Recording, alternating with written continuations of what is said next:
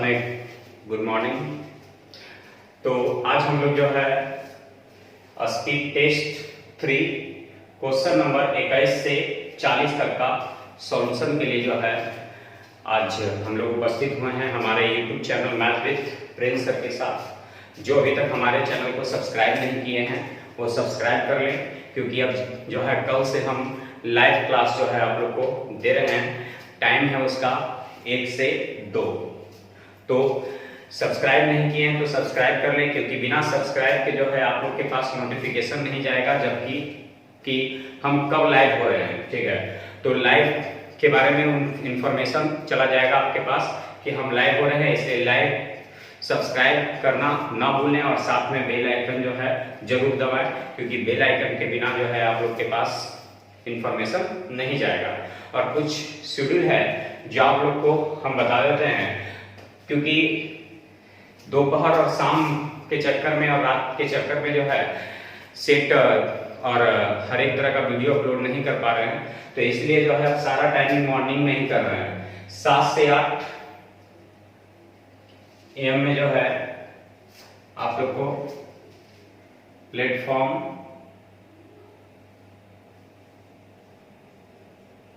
Book का solution हो रहा है। पार्ट ए जो है भी डाल दिया गया है। सुबह जो है आप लोग को 7 बजे जो है चालू हो जाएगा।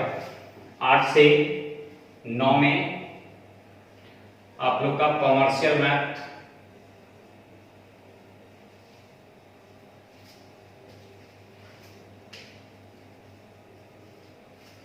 जो कि रेशियो का कॉलम 9 अपलोड होगा। ठीक है, तीसरा नंबर 9 से 10 में आप लोग का स्पीड टेस्ट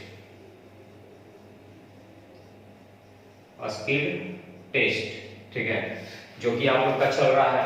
यदि ये टाइम पर आप लोग को नहीं चालू हो पाता, यानी अपलोड होता है, ठीक है, आप लोग को वीडियो नहीं मिलेगा, उस दिन समझ जाइएगा कि वीडियो अपलोड नहीं होगा। यानी हर हाल में अब जो भी होगा अपलोड आपके टाइम के अनुसार होगा, टाइम में कोई गड़बड़ी नहीं होगा। 7 बजे है तो 7 बजे आपको एकदम चालू हो जाएगा, सुबह देख लीजिएगा। ये भी 8 बजे एकदम चालू हो जाएगा आपको, और ये भी 9 बजे चालू हो जाएगा। और चौथा नंबर लाइव 1 से 2 PM में जो है हम लाइव आ रहे हैं। ठीक है, लाइव क्लास चलेगा, जिसमें अभी फिलहाल फंडामेंटल की जो है जिक्र करेंगे, रिमाइंडर थ्योरम के बारे में सबसे शॉर्ट तरीका आपको बताएंगे। तो ये चारों जो है टाइम टेबल आप लोग ख्याल रखेंगे, इसी चारों टाइम टेबल के अनुसार जो है आप लोग का क्लास चलेगा, तो आप लोग ध्यान दीजिएगा इस चीज पर। ठीक है, तो इसी अनुसार एकदम टाइम टू टाइम सारा चीज होगा, टाइम में कोई परिवर्तन नहीं होगा, इसको नोट करके रखिएगा।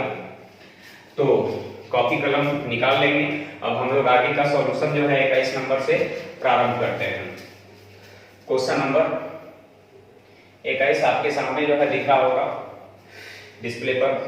क्वेश्चन नंबर 21 कर रहा है, एक फुटबॉल टूर्नामेंट में 50 टीमें हैं, प्रत्येक दूसरी टीम के साथ ठीक एक बार खेलती है, कितने मैच आयोजित करने होंगे?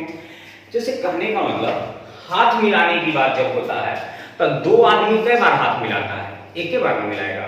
तब 2 आदमी एक बार हाथ मिलाएगा तो उसका फॉर्मूला होता है n × n-1/2। तो दो टीम मैच कई बार खेलेगा, एक के बार नहीं खेलेगा, तो उसके लिए भी तो फॉर्मूला हो जाएगा n × n-1 और /2।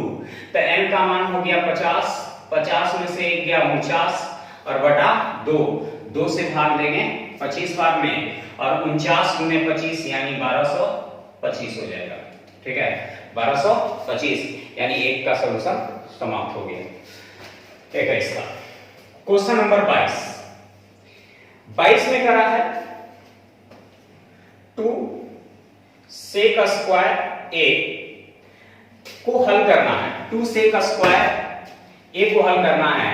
क्या विद्यार्थियों आप इसको 2 × 1 माइनस यानी 1 प्लस tan स्क्वायर a लिख सकते हैं।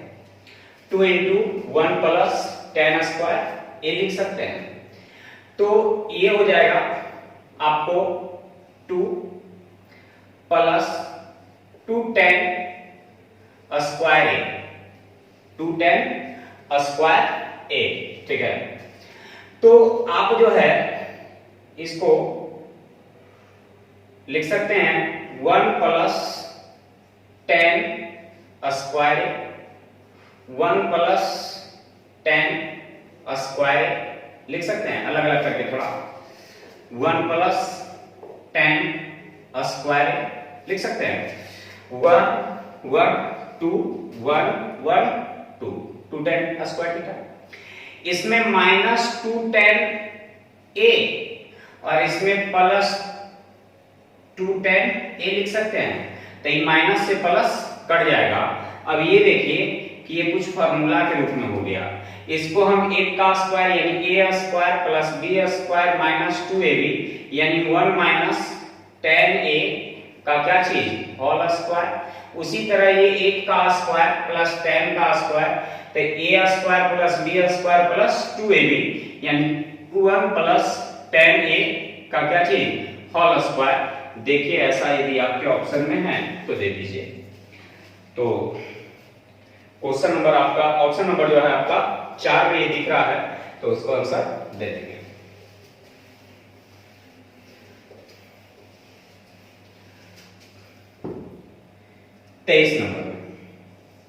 तेईस नंबर करा है tan square x plus cot square x का न्यूनतम मान क्या होगा।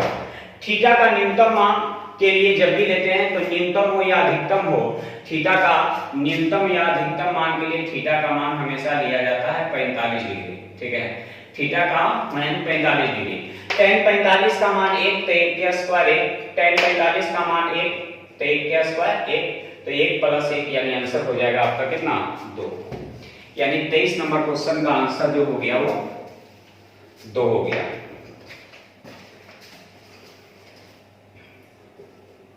क्वेश्चन नंबर 24, cos पर power 4a 4 theta minus sin पर पावर 4 थीटा बराबर 1/3। तो पूछ रहा है हमसे tan स्क्वायर थीटा का मान क्या होगा।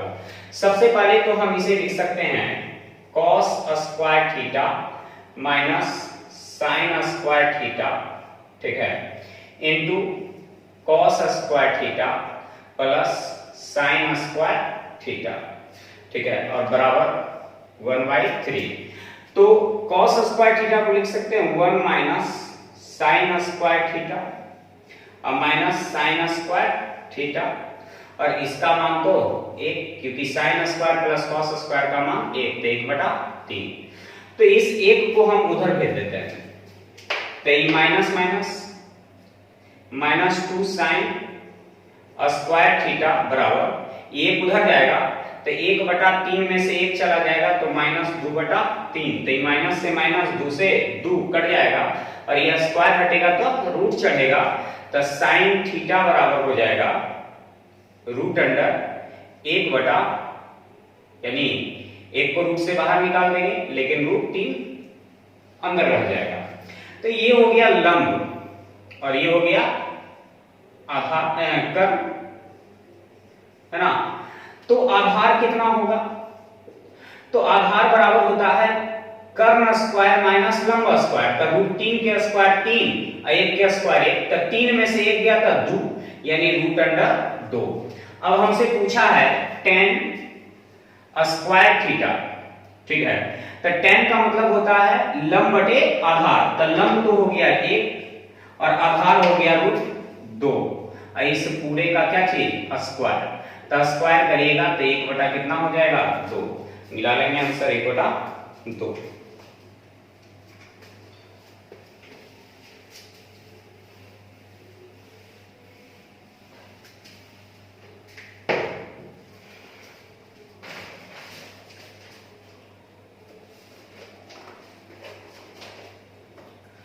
क्वेश्चन नंबर 25 में करा -6,3 और बिंदु 2,7 के माध्यम से गुजरने वाली रेखा के लंबवत रहने वाली किसी रेखा का ढाल क्या होगा, यानी स्लोप क्या होगा।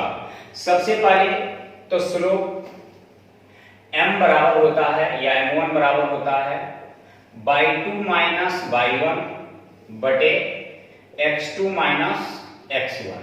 ठीक है, तो मेरे पास निर्देशांक जो दिया हुआ है -6,3 और दिया हुआ है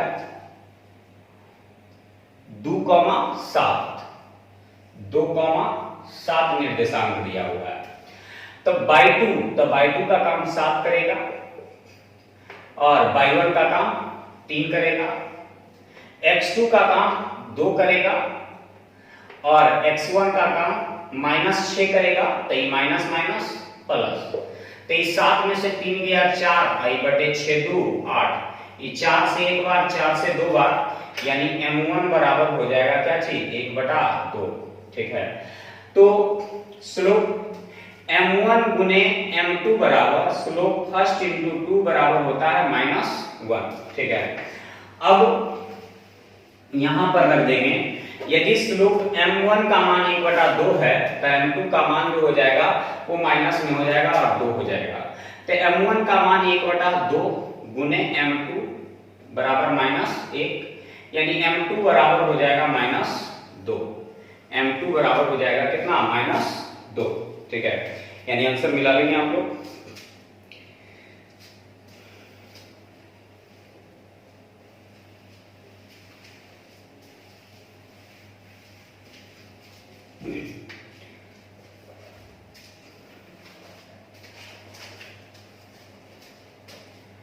क्वेश्चन नंबर 26 में करा है cosec theta plus sine theta बराबर 5/2 है।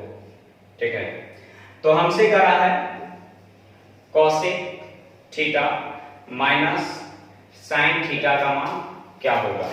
एक फॉर्मूला होता है इसका √a²-4। एक फॉर्मूला आप लोग पढ़ते हैं ना कि x + 1/x का मान a हो तो x - 1/x का मान जो होता है वो √a²-4 होता है। तो उसी के अनुसार ये होगा। कॉसेक का मतलब 1/sin। ठीक है, तो 1/sin प्लस sin बराबर 5/2 है, तो 1/sin माइनस sin का मान √a²-4 होगा। तो ये 5 के स्क्वायर 25 और ये 2 का स्क्वायर 4 -4, तो √25 में से 16 गया तो 9/4, तो 3/2। ठीक है, आंसर मिला लेंगे अपना 3/2, ऑप्शन नंबर 2।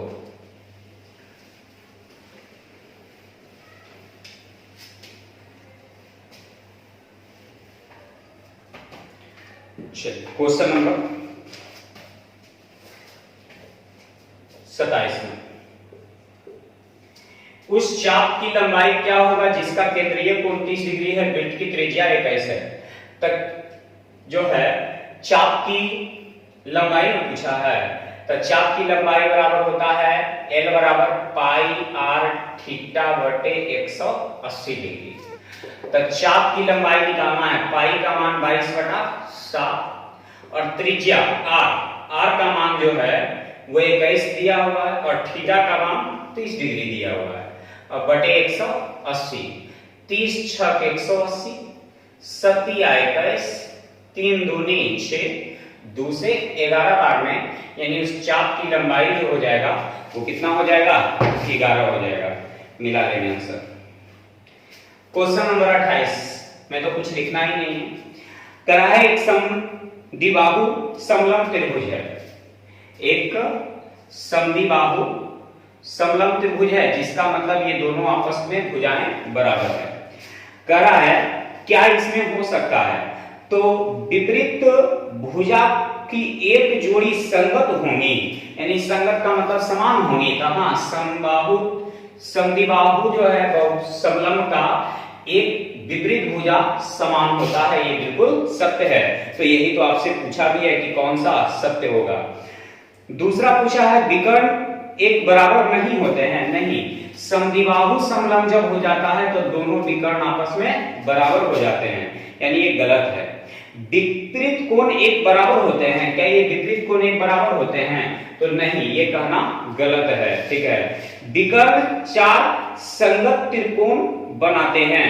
विकर्ण जो है चार संगत त्रिकोण बनाते हैं, तो नहीं, ये चार संगत त्रिकोण नहीं बनाते हैं, यानी ये भी गलत है। यानी आपका 28 नंबर खत्म हो गया। चलिए नेक्स्ट क्वेश्चन 29 नंबर में आते हैं। 29 नंबर का रहा है कि 25 सेंटीमीटर त्रिज्या वाले वृत्त के 40 सेंटीमीटर और 48 सेंटीमीटर लंबाई के दो समानांतर जीवाएं खींची जाए तो दोनों जीवाओं के बीच की दूरी क्या होगी? तो एक वृत्त है, ठीक है, ये एक जीवा है और ये दूसरी जीवा है, ठीक है। इन जीवाओं की लंबाइयां 48 और 40 है, तो मान लेते हैं ये 48 है और ये 40 है, ठीक है। और ये मान लेते हैं वृत्त का केंद्र है। वृत्त के केंद्र से जीवा पर डाला गया लंब जीवा को समद्वि भाजित करता है। वृत्त के केंद्र से जीवा पर डाला गया लंब जीवा को समद्वि भाजित करता है, यानी ये 20 हो जाएगा तो ये भी 20 है ना, ये 24 हो जाएगा तो ये भी 24। इसकी त्रिज्या कितनी है? जो इसकी त्रिज्या जो दिया हुआ है वो है 25 सेंटीमीटर, तो ये 25 सेंटीमीटर इसकी त्रिज्या है। कह रहा है 25 सेंटीमीटर त्रिज्या वाले वृत्त में 40 सेंटीमीटर और 48 सेंटीमीटर लंबी दो समानांतर जीवाएं खींची गई हैं, ठीक है। तो ये त्रिज्या 25 है। 25 के स्क्वायर में से 20 का स्क्वायर चला जाएगा तो 15 का स्क्वायर बचेगा, ठीक है। 25 के स्क्वायर 625 और 20 के स्क्वायर 400, तो 625 में से 400 गया तो 225 और 225 का मतलब 15, ठीक है। ये 25 का स्क्वायर 625 और 24 के स्क्वायर 576, तो घटा देंगे तो 49 बचेगा, 49 बाहर निकलेगा 7। तो बताएं कि दोनों जीवाओं के बीच की दूरी कितना हो गया? तो 15 + 7 यानी कितना हो गया? 22। मिला लेंगे आंसर।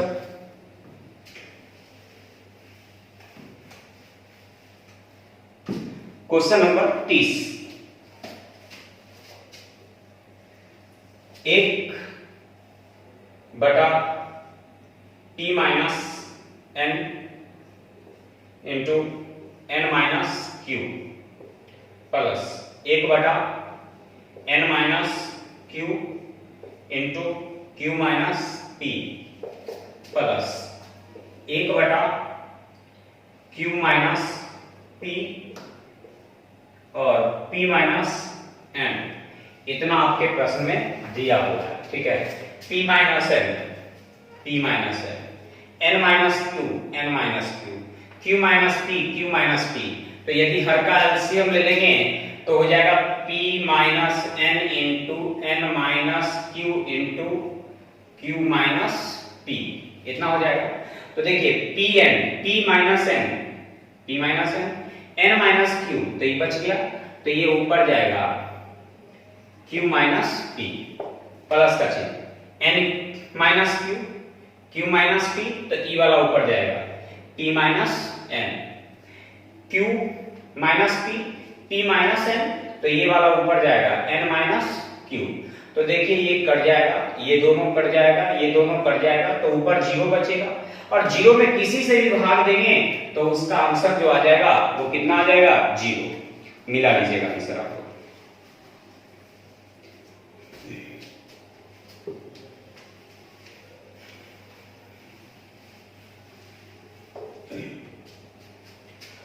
क्वेश्चन नंबर 31 में x बराबर 12 दिया हुआ है और y बराबर 4 दिया हुआ है, तो x प्लस y पर पावर x बटा y का मान क्या होगा? तो x के मान तो हो जाएगा 12 और y के मान 4, ठीक है। और x बटा y, तो x का मतलब 12 और y का मतलब 4, तो 4 दिया 12, तो 12 4 16, 16 पर पावर 3 यानी 4096, यानी ये आपका आंसर कंप्लीट हो गया।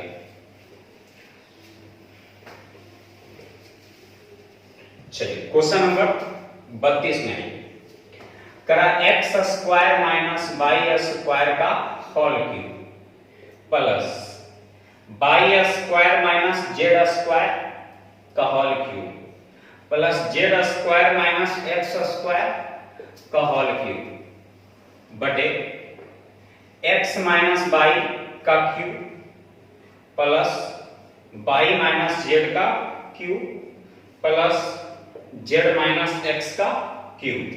ये आपको हल करना है। सबसे पहले यदि हम इस सब को भूल जाएं, ठीक है, तो इन तीनों को जोड़ देंगे तो ये एक्स स्क्वायर से एक्स स्क्वायर कट जाएगा, वाई स्क्वायर से वाई स्क्वायर, जेड स्क्वायर से जेड स्क्वायर, यानी इस पूरे को हम ए मान लेते हैं। तो ये पूरा ए, ये पूरा बी और ये पूरा सी। तो जब A plus B plus C बराबर 0 हो तो A cube plus B cube plus C cube बराबर होता है 3a। ए का मतलब X square minus Y square, B का मतलब Y square minus Z square, C का मतलब Z square minus x square. तो जब कभी भी x यानी a plus B plus C बराबर तीनों को जोड़ करके 0 हो जाए तो a cube plus B cube plus C cube बराबर होता है 3abc। ठीक है, और वही चीज तो नीचे भी है। इन तीनों को यदि जोड़ दे, इन तीनों को छोड़ देते हैं पावर, तो इन तीनों को जोड़ेंगे तो x से x कट जाएगा, y से y, z से z कट जाएगा, तो इसका भी तो हो जाएगा 3 a की जगह x minus y, y minus z और z माइनस x। तो ये 3 से 3 कट जाएगा। देखिए तो ये a square minus b square है ना, तो इसको लिखिएगा एक बार जोड़कर और एक बार घटाकर, तो घटाकर वाला कट जाएगा तो बचेगा जोड़कर वाला। ये भी एक बार जोड़कर और एक बार घटाकर, तो घटाकर वाला कट जाएगा तो बच जाएगा जोड़कर वाला। ठीक है, और ये भी घटाकर वाला कट जाएगा तो बच जाएगा जोड़कर वाला। ठीक है, तो ये हो गया आपका x plus y, y plus z, z plus x into में सब हो गया, यानी ये आपका आंसर हो गया। मिला लीजिए, देख लीजिए आंसर मिला कि नहीं मिला। 33 नंबर समाप्त। यदि सॉल्यूशन में कहीं आप लोग को परेशानी हो या कहीं मिस्टेक हो जाए बोलने में या लिखने में तो थोड़ा सा सुधार लीजिएगा, क्योंकि कभी कभी हो जाता है। 33 नंबर, तो यदि किसी समभुजाकार बहुभुज के अंतः कोण 170 है तो समबाहुभुज का अंतर कोण होता है 2n - 4 इंटू 90 डिग्री और बटा n अब बराबर 170। ठीक है, प्रत्येक अंतर कोण बराबर 2n - 4 इंटू 90 डिग्री बटे n बराबर 170। 0 से 0 कैंसिल, ये हो जाएगा 9 दूनी 18n माइनस 9 चौका 36 बराबर 17। ठीक है, आई 18n में से 17n गया तो 1n बराबर कितना 36 डिग्री, 36 हो गया, यानी इसकी भुजाओं की संख्या 36 हो गया। एक मेथड और है, बाह्य कोणों का योग जो होता है 360 डिग्री होता है। बाह्य कोणों का किसी भी बहुभुज, चाहे वो त्रिभुज हो, चतुर्भुज हो, पंचभुज हो, दशभुज हो, बाह्य कोणों का योग हमेशा 360 डिग्री होता है। और अंदर वाला और बाहर वाला मिलाकर के 180 होता है। तो अंदर वाला 170 है और बाहर वाला 10 होगा। अंदर वाला 170 है तो बाहर वाला 10 होगा। तो 10 से जब भाग दे देंगे तो डायरेक्ट आपका भुजाओं की संख्या आ गया कितना 36। यानी फॉर्मूला ये वाला भी याद रखने की जरूरत नहीं है यदि आप परिभाषा याद रखिएगा तो।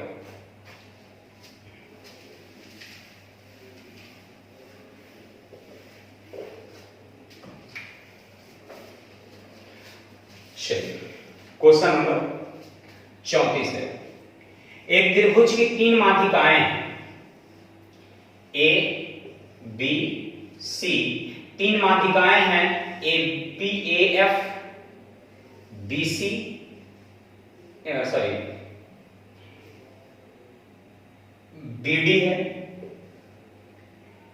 ए एफ है और सी ई है। ठीक है, जो जी बिंदु पर मिलती है तो करा है एजी और जीएफ, एजी और जीएफ किस अनुपात में होंगे, तो ये 2 अनुपात 1 में होंगे। इसके बारे में किसी भी त्रिभुज की भुजा के मध्य बिंदु से इसके सम्मुख शीर्ष को मिलाने वाली रेखा को माध्यिका कहते हैं। किसी भी त्रिभुज के आधार किसी भी त्रिभुज के किसी एक भुजा के उसके मध्य बिंदु से सम्मुख शीर्ष को मिलाने वाली रेखा को माध्यिका कहते हैं, और माध्यिका का जिस बिंदु पर मिलती हैं उस बिंदु को केंद्रक कहते हैं। और वो जो माध्यिकाएं होती हैं 2:1 में बांटती हैं, यानी जो शीर्ष से सटा होता है वो 2 और जो भुजा से सटा होता है वो 1, यानी 2:1 के अनुपात में बांटती हैं। चाहे वो निम्नकोण हो, अधिक कोण हो या समकोण हो, माध्यिकाएं हमेशा त्रिभुज के अंदर ही होती हैं। तो ये आपका 34 नंबर समाप्त हो गया। 35 नंबर में आइए। चलिए क्वेश्चन नंबर हम लोग जो है आगे बढ़ते हैं। क्वेश्चन नंबर 35 पे पाठ्योत्तर क्रियाकलाप 3 से संबंधित आंकड़ों का माध्य क्या होगा। तो आंकड़ों का माध्य क्या होगा, तो 65 plus 130 plus 420 plus 75 plus 540 plus 220 और प्लस 153। इन सभी को जोड़ करके 7 से क्या करेंगे, भाग दे देंगे। ठीक है, 7 से भाग दे देंगे। तो भाग जोड़िए पहले, 3 और 5 8, 8 5 13 के 3 हाथ में रह गया, 1 15 और 22 37, 37 और 54 91, 91 7 98 और 42 140, 140 और 13 153 और 6 59 और बाकी 1 60, यानी 1603 और बटे 7। तो 7 दूनी 14, 2 0, 7 दूनी 14, 6 3 17 63, यानी 229 हो गया। यानी ये आपका क्वेश्चन नंबर 35 का सॉल्यूशन समाप्त हो गया। माध्य का मतलब होता है औसत, याद रखना है, माध्य का मतलब होता है औसत। 36 नंबर में, वह कॉलेज कौन सा है जिसमें छात्रों की सबसे कम पाठ्य संख्या क्रियाकलापों में हिस्सा लेती है। तो सबको जोड़ना है, तो इसको बाई ऑप्शन बनाइए। डी में देखिए क्या वो है, तो 100 प्लस 100 प्लस 75 प्लस 105। ठीक है, उसी तरह फिर जी में जोड़िए, 200 प्लस 100 प्लस 153 प्लस 120। ये डी का हो गया, ये जी का हो गया। ठीक है, उसी तरह एफ का जोड़िए, तो एफ का जोड़ेंगे तो 300 प्लस 100 प्लस 220 प्लस 280। उसी तरह ए का जोड़ना है, तो 200 प्लस 100 प्लस 65 प्लस 317। जोड़िए कितना आता है, सबसे कम की सबसे अधिक, सबसे कम निकालना है। तो 100 100 200 1 300, तो 380। ठीक है, 200 1 300, इससे तो ये ज्यादा कम हो गया तो इसको काट देंगे। 300 1 400, इससे ही कम हो गया, इसको भी काट देंगे। 3 1 400, इससे ही कम हो गया, इसको भी काट देंगे। यानी आंसर आपका हो गया 1 नंबर।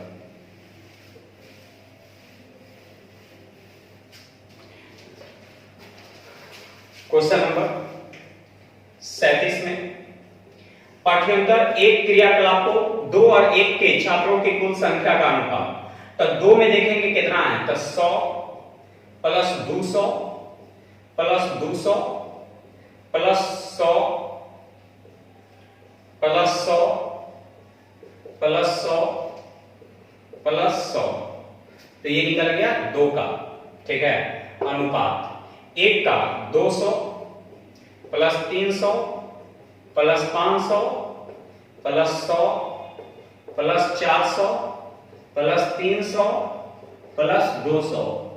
ठीक है, अनुपात निकालना है। तो जोड़िए, 1 2 3 4 4 2 6 6 2 8 1 900। 3 और 2 5 5 5 10 10 1 11 4 15 15 3 18 18 2 20। ठीक है, ये 2 0 से 2 0 कट जाएगा, यानी 9 अनुपात 20 हो जाएगा इसका।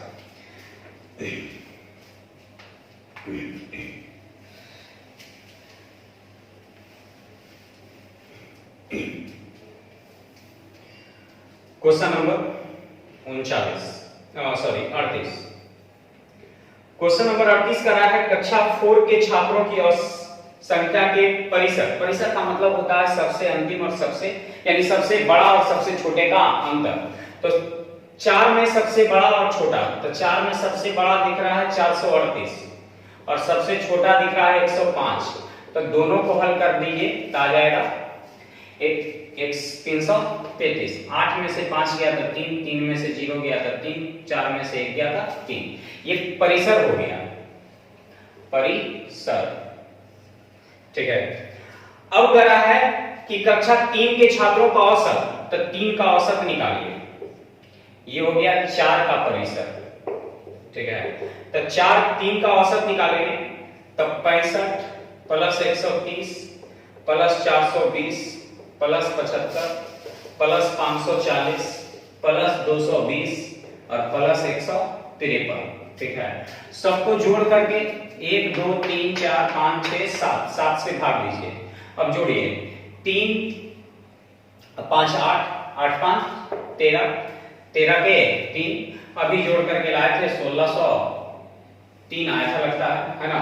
और ये 7 से भाग दे देंगे, तो 7 से भाग दे देंगे तो 7 से 2 बार में 7 से 2 बार में 7 63, यानी 333 और 229 में अंतर। तो 13 में से 9 गया था 4 बचेगा, ये 2 में से 2 गया था 0 और ये बचेगा 3 में से 2 गया था 1, यानी आंसर हो जाएगा 104। यही पूछा है परास और माध्य का अंतर, यानी परास और माध्य का अंतर आ गया 104, यही आपसे पूछा था।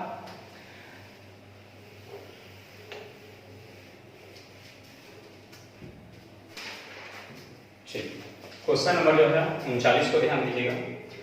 करा है 2 के छात्रों का, तो 2 के जोड़ेंगे तो 100, अभी फिलहाल थोड़ा देर पहले जोड़े थे तो 900 आया था, ठीक है।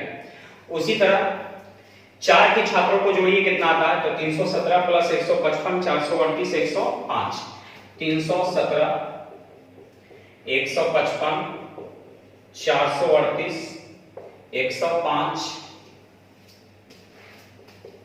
385 280 120 का कितना प्रतिशत होगा, ठीक है।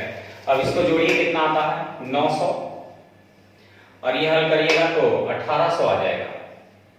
का कितना परसेंट, तो 100%। ये 2 0 से 2 0 18 बचे 90, यानी क्या परसेंट हो जाएगा, 50% हो जाएगा। तो ये आपका 39 नंबर क्लियर हो गया। क्वेश्चन नंबर 40 पे ध्यान दीजिएगा, क्या कह रहा है 40। एक सीधा पेड़ तूफान की वजह से टूट जा रहा है, ये एक पेड़ है, ठीक है। आंधी आया जिसके कारण मान लिया कि यहां से ये टूट गया, ठीक है। तो ये वाला जो हिस्सा था ये टूट करके इस पे आ गया और यहां पर जो कोण बनता है वो बन रहा है कई डिग्री का, 30 डिग्री का, ठीक है। भूमि को स्पर्श करने लगता है, पेड़ के तल से उस बिंदु तक की दूरी जहां शीर्ष का भाग भूमि को स्पर्श करता है 10 मीटर है, तो पेड़ की कुल ऊंचाई ज्ञात कीजिए, ठीक है। प्रश्न कर रहा है कि स्पर्श करता है 10 मीटर है, प्रश्न कर रहा है कि 30 डिग्री का कोण बनाता है, भूमि को स्पर्श करने लगता है, पेड़ के तल से उस बिंदु की दूरी जहां से शीर्ष भाग भूमि को छू रहा है वहां की दूरी जो है 10 है, ठीक है।